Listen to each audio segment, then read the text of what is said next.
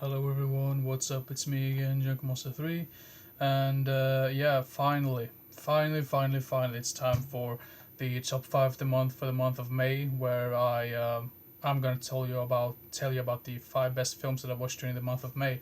I'm also gonna make the top five of the month for the month of June because yeah, June is over and now we're starting to July.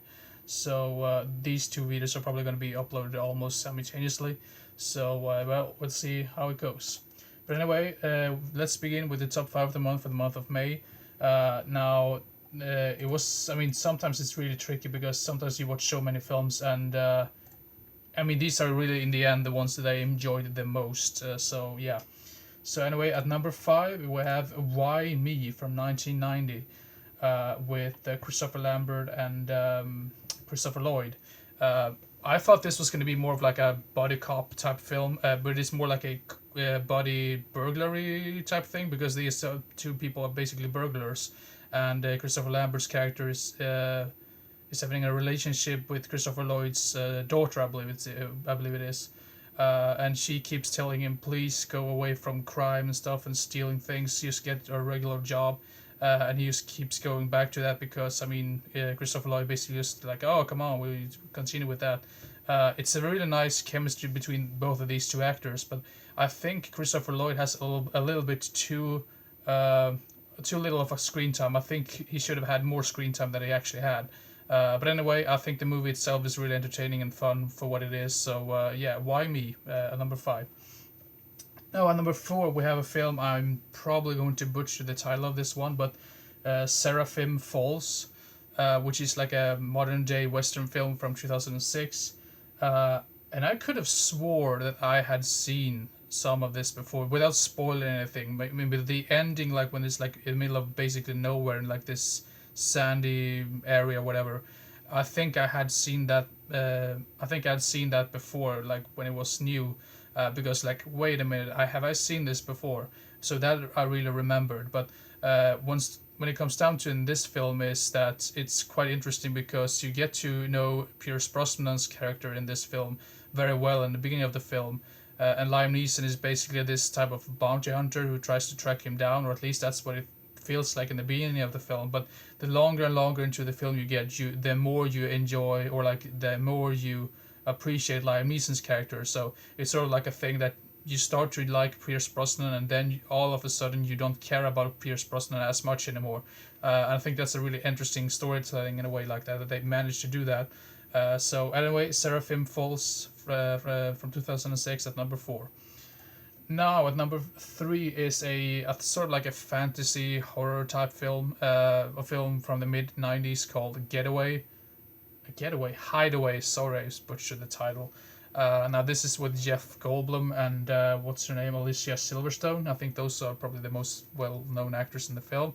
But anyway, this is a very like this type of storyline has been made into films like so many times. It's basically about Jeff Goldblum like kind of see into the future, and he tries to intervene and try to prevent things from happening that is really bad. And of course he also gets to see like the vision from the killer, because there's like a killer out there, and for some weird reason Jeff Goldblum has this weird experience that he can see what the killer sees. So that's quite interesting. I mean, that concept has probably been made so many times.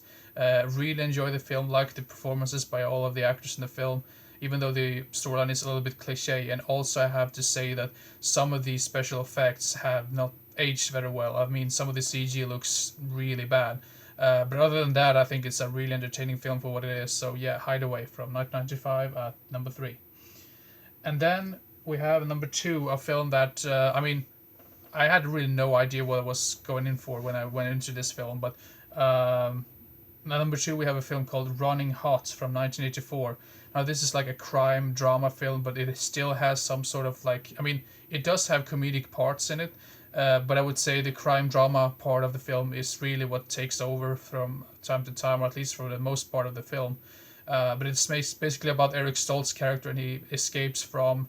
I think he's supposed to get in court or something, because I think he's sentenced to. I'm not sure if they ever sentenced him, but I mean he is pretty much like involved in some weird crime. I think they suspect him of killing his father, and we don't really know if that's true or not. So he escapes from prison, and he goes to with this lady who's sort of like a big fan of him in some strange way, and that's the strangest part about the entire film. But their chemistry is really cool and interesting, and it's quite a sad story as well. And I mean, if we really come to think about it, but overall, though, I really, really appreciate this film. I didn't expect to like this film as much as I did. So, but anyway, Running Hot from 1984 at number 2. So at number 1 is a film which I don't even think has a DVD or Blu-ray release. I've watched this on streaming, and I don't really understand why it doesn't really have any release. It could be something about music, because this movie has lots and lots of music in it. So it could be some rights to the music that just keeps preventing this film to get released on DVD or Blu-ray. But the film is called Scenes from the Goldmine from 1987. Like I said, with other films in this from this era, it kind of has a similar storyline to Thunder Alley and what's that other film called? Thunder Alley and I completely lost track here. Well, it's quite similar to Thunder Alley in that regard, about like this band going out and this lady who's played by Catherine, what's her name? Catherine Mary Stewart. She's basically like joining this band and like writes all this, like most of the songs, I think all of the songs. And then there's a little really nice tension between the band, not nice tension as in good, but I mean good for the film.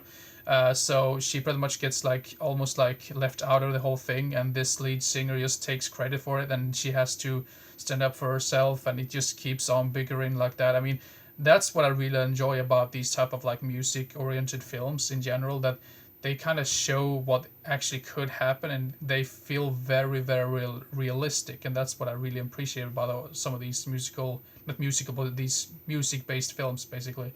But anyway, Scenes from the Goldmine. Please, any company like Arrow, 88 Films, Vinegar Syndrome, anything, some company needs to release this on DVD or Blu-ray, and preferably with Thunder Alley, because Thunder Alley I think is another one of those films that were released on DVD by Anchor Bay back in the day, and then I don't think it has any other release than that. So, but anyway, that's my top 5 of the month of May. Now I've been mumbling for almost 8 minutes now, so I'm gonna stop this video right now, and I'm gonna make the next one. So take care and see you next time.